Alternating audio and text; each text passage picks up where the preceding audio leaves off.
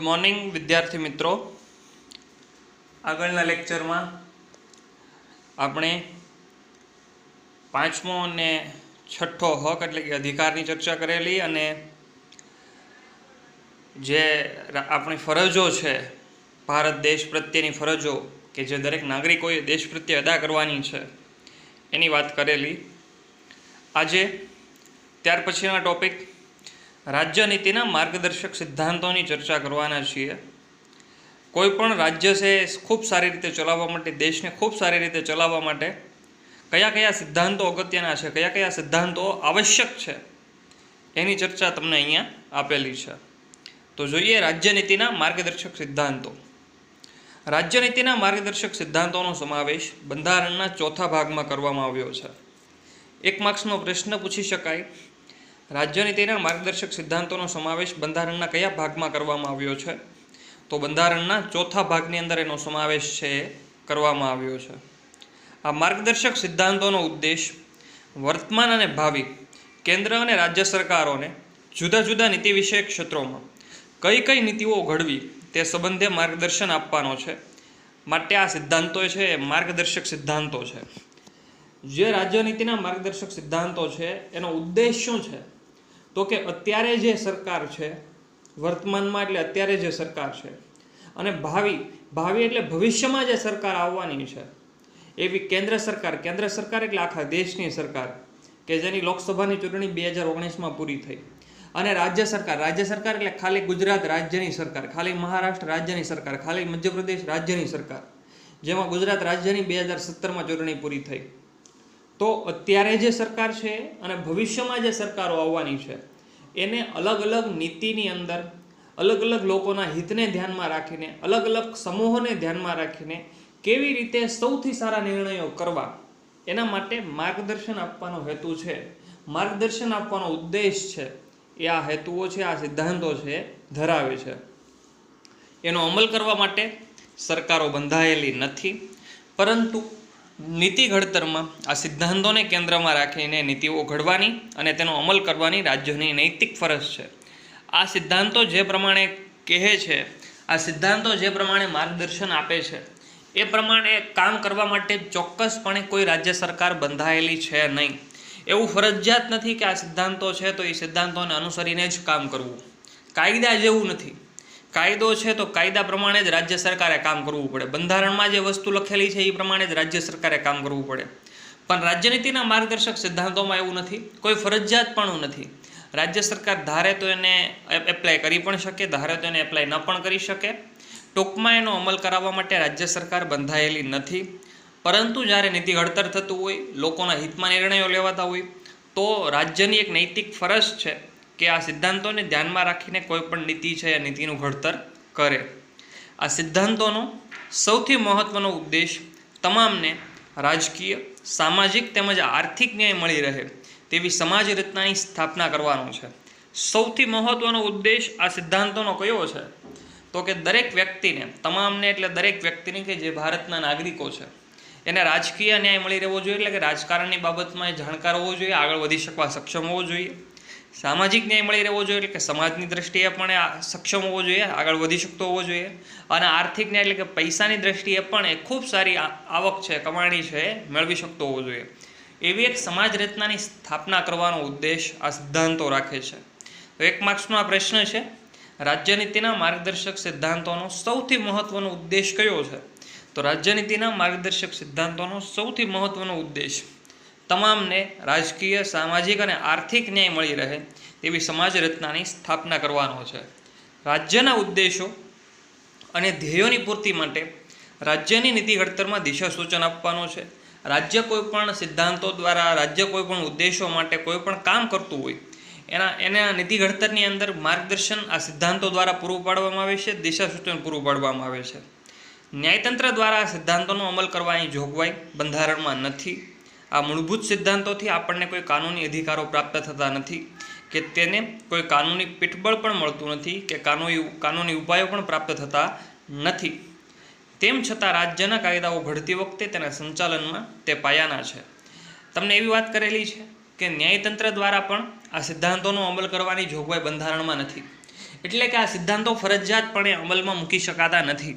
નાગરિક ઈચ્છે, સરકાર ઈચ્છે તો આને અમલમાં મૂકી શકાય છે. નાગરિક અને સરકાર નથી ઈચ્છતા તો આને અમલમાં નથી મૂકી શકાતા.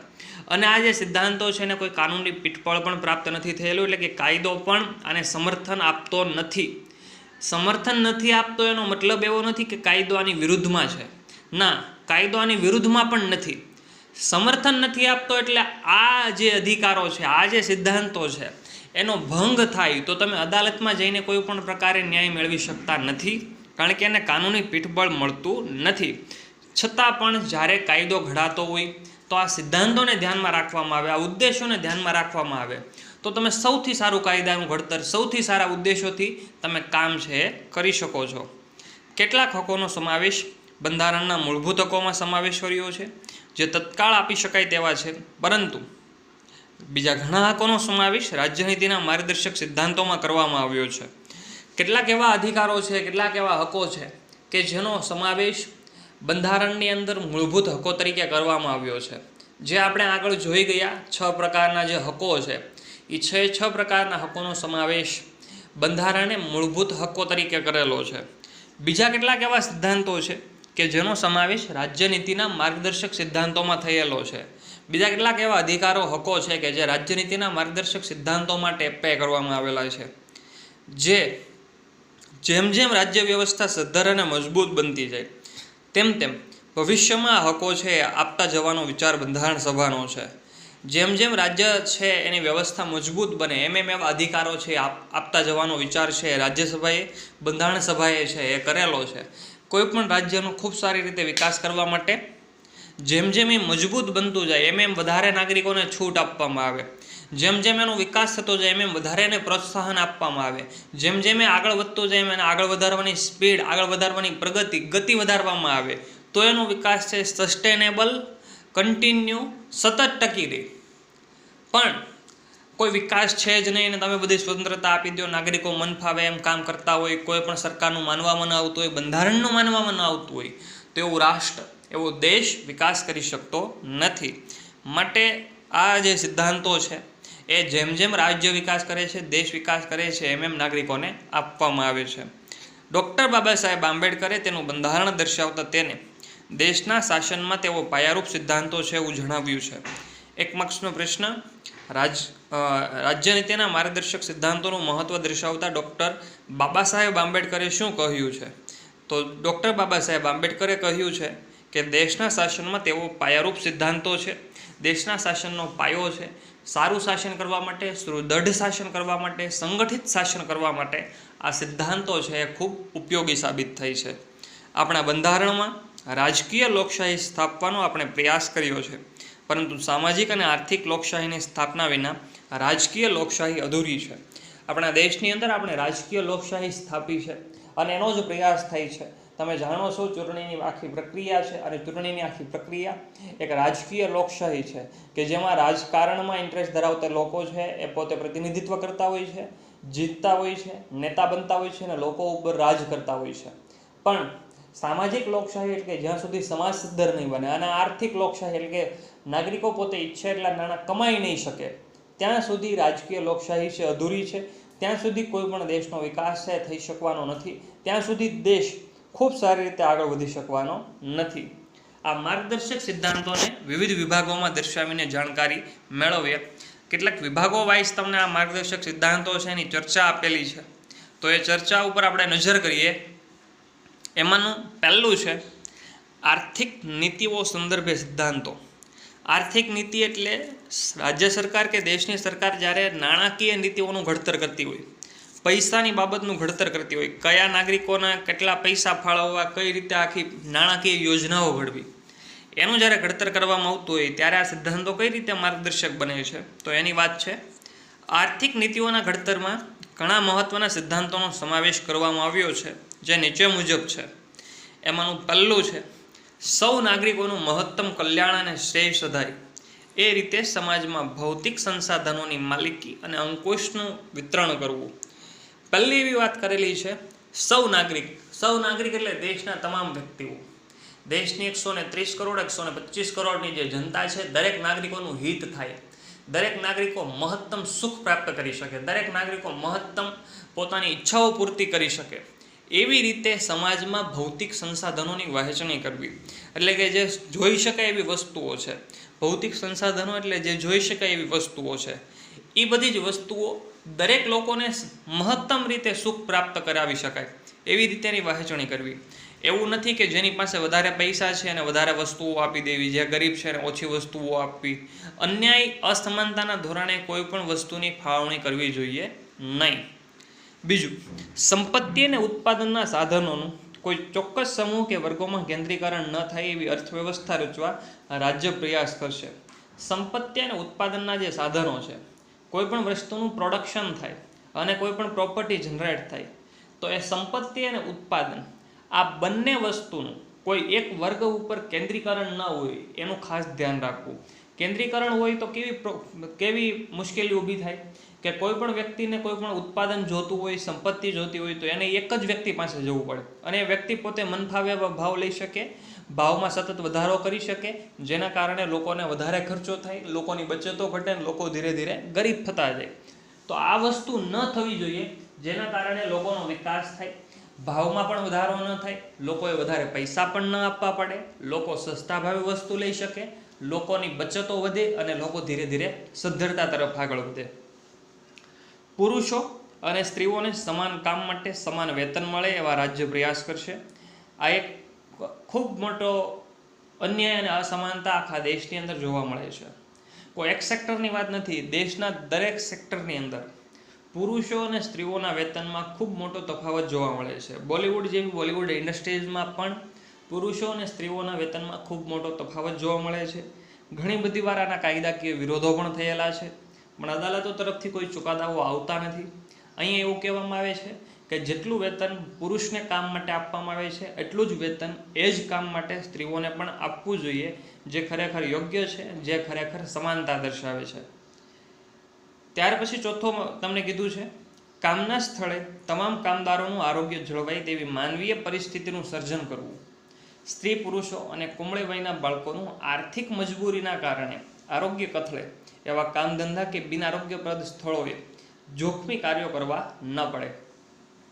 કામના સ્થળે દરેક કામદારોનું આરોગ્ય જળવાય એના માટેની વ્યવસ્થા કરવી અને એવી માનવીય પરિસ્થિતિનું સર્જન કરવું. અમાનવીય પરિસ્થિતિ કે જેમાં કામદારો કામ ન કરી શકે, નાના બાળકો કામ ન કરી શકે, સ્ત્રીઓ કે પુરુષો કામ ન કરી શકે, અથવા તો કામ કરે તો પણ એના આરોગ્યની કોઈ સેફ્ટી ન હોય, એના સ્વાસ્થ્યની કોઈ સેફ્ટી ન હોય, એવી કોઈ પણ પરિસ્થિતિનું સર્જન થવા દેવું જોઈએ નહીં. જો કોઈ પણ કેમિકલની ફેક્ટરીઓ હોય, દવા બનાવતી ફેક્ટરીઓ હોય, તો એમાં પણ યોગ્ય પહેરવેશ પહેરીને કામ કરવું એ હિતાવહ છે અને એ કંપનીના માલિકોએ જોવાનું હોય છે. પણ આરોગ્ય બગડે, આરોગ્ય કથળે, હિત ન જળવાય એવી કોઈ પણ પરિસ્થિતિનું નિર્માણ કામના સ્થળે ક્યારેય થવા દેવું નહીં. પાંચમી વાત છે, ઔદ્યોગિક એકમોમાં સંચાલનમાં કામદારોની સહભાગીદારી માટે રાજ્ય પ્રયાસ કરશે. આ વસ્તુ આપણે ત્યાં મોટાભાગના એકમોમાં જોવા નથી મળતી. ઔદ્યોગિક એકમોનું સંચાલન થાય તો એમાં ખાલી માલિકોએ જ નિર્ણયો નથી લેવાના હોતા, કામદારોનું પણ સંગઠન બનવું જોઈએ અને કામદારોના સંગઠને પણ નિર્ણય લેવાના હોય છે. પણ અત્યારે વર્તમાન પ્રવાહમાં તમે જાણો છો કે ભારતના લગભગ મોટા ભાગના ઉદ્યોગો ઉપર એના માલિકો છે, એના ઓનર્સ છે, એનો ઇજારો હોય છે અને પોતે નિર્ણય લેતા હોય છે. કામદારોનું કોઈ ભાવ પણ નથી પૂછતું હોતું. તો એ વસ્તુ દૂર કરવી જોઈએ અને કોઈ પણ નિર્ણયો થાય છે એ નિર્ણયોમાં કામદારોને પણ સમાવવા જોઈએ, જેનાથી કામદારો પોતાનું હિત પણ ધ્યાનમાં રાખી શકે. ત્યાર પછી છઠ્ઠો મુદ્દો તમને આપેલો છે, બાળકોને આર્થિક લાચારીના કારણે તેમનું કોઈ પણ પ્રકારે શોષણ ન થાય, તે સ્વસ્થ અને સ્વતંત્ર રીતે ગૌરવપ્રદ સ્થિતિમાં તંદુરસ્ત વિકાસ સાધે તે માટે જરૂરી તકો અને સવલતો ઊભા કરવા રાજ્ય ખાસ પગલાં ભરશે. બાળકો આર્થિક લાચારીના કારણે એનું શોષણ ન થાય એનું ધ્યાન રાખવું જોઈએ. નાના બાળકો હોય, કદાચ ગરીબ પરિવારમાં એનો જન્મ થયો હોય તો પૈસા સ્વાભાવિક રીતે હોતા નથી, તેના કારણે નાનપણથી જ કામ કરતા હોય છે. આર્થિક લાચારી હોય છે, પૈસા ન હોવાથી ઓછા પૈસે પણ એ લોકો કામ કરવા માટે મજબૂર થતા હોય છે. તો એવી વસ્તુ ન થવી જોઈએ. તંદુરસ્ત રીતે વિકાસ સાધી શકતા હોવા જોઈએ. શિક્ષણ પ્રાપ્ત કરીને પોતાનું જીવન છે, ઉન્નત જીવન છે, જીવી શકતા હોવા જોઈએ. આના માટે રાજ્ય સરકારે સતત ને સતત પ્રયાસો કરવા જોઈએ. સ્ત્રીઓને પ્રસૂતિ સમયે જરૂરી રજાઓ અને રાહત પૂરી પાડવામાં આવશે. કામદાર રાજ્ય વીમા ધારો, બોનસ ધારો, પ્રસૂતિ રજાનો ધારો, ગ્રેચ્યુઇટી ધારો વગેરે કાયદાઓ માનવીય ધોરણે મળે તેવા ઉદ્દેશથી ઘડવામાં આવ્યા છે. સ્ત્રીઓને જ્યારે પ્રસૂતિ થાય છે તો એવા સમયે એને રજાઓ આપવામાં આવતી હોવી જોઈએ અને એ રજાઓ સવેતન હોવી જોઈએ. આવા કાયદાઓ છે એ ઘડવા જોઈએ, જેના કારણે સ્ત્રીઓને પોતાની આવક પણ શરૂ રહે અને કોઈ પણ કાર્યની અંદર મુશ્કેલી પણ ઊભી થાય નહીં. બીજું તમે કીધું છે કામદાર રાજ્ય વીમા ધારો. કોઈ પણ કામદાર છે કામ કરે છે તો એવા સંજોગોમાં એને કામના બદલામાં વીમો છે મળવો જોઈએ. કામના સ્થળ ઉપર એનું મૃત્યુ થાય તો એવા સંજોગોમાં એની પાસે વીમો હોય તો એના પરિવારને આર્થિક સહાય છે પ્રાપ્ત થશે. બોનસ ધારો એટલે કે વધારે જે કામ કરે છે એના માટે અલગથી પૈસા આપવા જોઈએ ઓવરટાઈમના. અને એ સિવાય આખું વર્ષ કામ કરો છો તો કોઈ ચોક્કસ સમયે નાણાકીય વર્ષના અંતે પણ અમુક ચોક્કસ બોનસ છે એ સરકાર દ્વારા અથવા તો જે તે કંપની દ્વારા આપવામાં આવે એવી જોગવાઈઓ કરવી જોઈએ. પ્રસૂતિ રજાનો ધારો મેં તમને આગળ કીધું એમ, જ્યારે પણ સ્ત્રીઓને પ્રસૂતિ થાય તો એવા સમયે એને સવેતન રજા આપવી જોઈએ. ગ્રેચ્યુઇટી ધારો અમુક ચોક્કસ સમયાંતરે સરકાર દ્વારા કે કંપનીઓ દ્વારા અમુક જમા પડેલી રકમ છે કામદારોને વાપરવા માટે આપવી જોઈએ. અત્યારે મોટાભાગે પીએફ આવી ગયું છે એટલે કે પ્રોવિડન્ટ ફંડ આવી ગયું છે, જેના કારણે આ ગ્રેચ્યુઇટી છે મોટાભાગે હવે જોવા મળતી નથી. ત્યાર પછી છે કૃષિ અને પશુપાલનનો આધુનિક અને વૈજ્ઞાનિક ધોરણે વિકાસ થાય તેવી વ્યવસ્થા કરવાનો પ્રયત્ન રાજ્ય કરશે. કૃષિ અને પશુપાલન, ખેતીનો વિકાસ થવો જોઈએ ને પશુપાલન એટલે ગાયો છે, બળદ છે, ઘોડા છે, એ બધી જ વસ્તુઓ જે પશુઓ છે પશુઓના પાલનનો પણ વિકાસ થવો જોઈએ. વૈજ્ઞાનિક રીતે કૃષિનો વિકાસ થવો જોઈએ. વૈજ્ઞાનિક અભિગમથી કૃષિ કરવી જોઈએ. આધુનિક બીજ છે એનો ઉપયોગ કરીને વધુ પાક કઈ રીતે લઈ શકાય એના માટેના પ્રયત્નો કરવા જોઈએ. ગાયો, વાછરડા, અન્ય દુધાળા પ્રાણીઓ, ભારવાહક ઢોરોની ઓલાદોની જાળવણી માટે તથા બળદ, ગધેડા અને ગાયોની કતલ છે એ અટકાવવા માટેનો પ્રયાસ કરવો જોઈએ. ગાય છે, વાછરડા છે, અન્ય દુધાળા પ્રાણીઓ છે, ભારવાહક ઢોરો છે તો એના ઓલાદો એટલે કે એના જે પેઢી છે, એના જે બાળકો છે, એના જે વાછરડાઓ છે એને જાળવવાના પ્રયાસો કરવા જોઈએ. ગાયોની કતલ થતી હોય, ગધેડાઓની કતલ થતી હોય, બળદની કતલ થતી હોય તો એ અટકાવવી જોઈએ. કતલખાનામાં જઈને એને ક્રૂરતાપૂર્વક મારવા માટેનું કામ છે એક મનુષ્ય તરીકે આપણે કરવું જોઈએ નહીં. રાજ્યમાં સૌને ન્યાયની સમાન તક મળે. આર્થિક કે અસમર્થતાના કારણે કોઈ પણ જરૂરિયાતમંદ નાગરિકને ન્યાય મેળવવા માટેની તકોનો ઇનકાર કરવામાં નહીં આવે તથા તેઓને મફત કાનૂની સહાય મળે તેવો પ્રબંધ રાજ્ય કરે અને કાયદા ઘડશે. દરેક વ્યક્તિને ન્યાયની સમાન તક મળવી જોઈએ. ન્યાય મેળવવા માટે દરેક વ્યક્તિ હકદાર છે. જો કોઈ પણ વ્યક્તિ પાસે ન્યાય મેળવવાના પૈસા નથી હોતા તો સરકાર સરકારી વકીલ આપે છે અને સરકારી વકીલ થકી પણ તમે તમારો કેસ લડી શકો અને તમે અદાલતની અંદર જઈને ન્યાય મેળવી શકો છો, જેના માટે તમે હકદાર છો. તો આ સરકારી વકીલનો પ્રબંધ પણ રાજ્ય સરકારે કરવો જોઈએ, જેના કારણે કોઈ પણ વ્યક્તિ છે પૈસા ન હોવા છતાં પણ અદાલતની અંદર જઈને ન્યાય મેળવી શકે છે. અદાલતની અંદર જઈને પોતે ન્યાય મેળવીને સંતોષ પ્રાપ્ત કરી શકે છે. તો આ વ્યવસ્થા પણ રાજ્ય સરકાર દ્વારા કરાવવી જોઈએ. તો આ આર્થિક નીતિના સિદ્ધાંતો હતા કે જેમાં પૈસાની બાબત છે મુખ્ય જણાવવામાં આવેલી હતી. ત્યાર પછી બીજું તમને આપેલું છે સામાજિક નીતિઓ સંબંધી સિદ્ધાંતો. સમાજ રચના માટે કયા કયા સિદ્ધાંતો છે આવશ્યક છે તો એમાં તમને કીધું છે અનુસૂચિત જાતિઓ, અનુસૂચિત જનજાતિઓ, વંચિત સમૂહો જેવા સમાજના નબળા વર્ગોના શૈક્ષણિક અને આર્થિક હિતોના ઉત્કર્ષ માટે રાજ્યએ વિશેષ પ્રયાસો કાળજીપૂર્વક કરવાના રહેશે, જેથી સામાજિક અન્યાય અને શોષણ સામે તેનું રક્ષણ થાય. અનુસૂચિત જાતિ, એસસી, અનુસૂચિત જનજાતિ, એસસી, એસટી, ઓબીસી અને વંચિત સમૂહો કે જે પછાત સમૂહો છે એના શૈક્ષણિક અને આર્થિક હિતોના ઉત્કર્ષ માટે એનું શિક્ષણ ખૂબ સારું વધે, પૈસાની દ્રષ્ટિએ પણ એ લોકો ખૂબ આગળ વધે, એના માટેના પ્રયાસો સતત રાજ્ય સરકાર દ્વારા કરાવવા જોઈએ, જેના કારણે એ લોકો પોતાનો સમાજ પણ આગળ વધારી શકે, એ લોકોનું શોષણ પણ ન થાય. શિક્ષણ પ્રાપ્ત કરેલું છે એટલે એવી પરિસ્થિતિ નહીં જ આવે કે જેમાં શોષણ થતું હોય, છતાં પણ વર્તમાન સિનારીઓ જોવા મળે છે કે શિક્ષિત વ્યક્તિઓનું પણ શોષણ થાય છે અને શોષણનો ભોગ બને છે. તો આ જે પછાત વર્ગો છે, જે અનુસૂચિત જાતિ, અનુસૂચિત જનજાતિના લોકો છે, એને શિક્ષણ આપવું જોઈએ, એને આર્થિક રીતે પૈસાની દ્રષ્ટિએ આગળ વધારવા જોઈએ, જેના કારણે લોકો પોતાનો સમાજ આગળ વધારી શકે અને સમાજ આગળ વધારીને દેશમાં પણ દેશને આગળ વધારવામાં પણ પોતાનું સારું યોગદાન આપી શકે. ભારતમાં રહેતા તમામ નાગરિકોને માટે સમાન દીવાની કાયદો ઘડવા એટલે કે યુનિફોર્મ સિવિલ કોડ ન્યાય વ્યવસ્થાનું સંચાલન કરી સૌને સમાન ન્યાય મળી રહે તે માટે રાજ્યને પ્રયત્નો કરવા જોઈએ. ભારતમાં રહેતા તમામ નાગરિકો માટે સમાન દીવાની કાયદો ઘડવો. તમને ઇંગ્લિશ નામ આપેલું છે યુનિફોર્મ સિવિલ કોડ. અને સમાન દીવાની કાયદા થકી ન્યાય વ્યવસ્થાનું સંચાલન કરવું અને સૌને ન્યાય મળે એવી વ્યવસ્થા કરવી.